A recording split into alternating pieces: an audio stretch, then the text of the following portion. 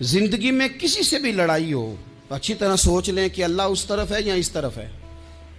اگر آپ زیادتی پہ ہیں تو پھر رب مظلوم کی جانب ہے۔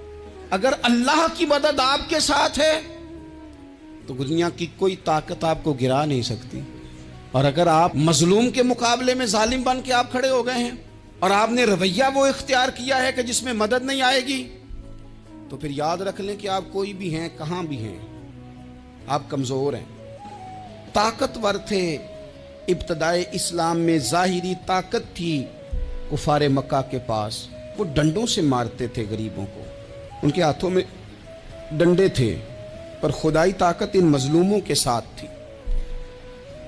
صاحب زرقانی نے لکھا ہے، حضرت زنیرہ رضی اللہ تعالیٰ عنہ ایک لونڈی ہیں، غریب ہیں، ماڑے دا کی کام محمد نس جانا یا رونا، غریب سادی بی بی اور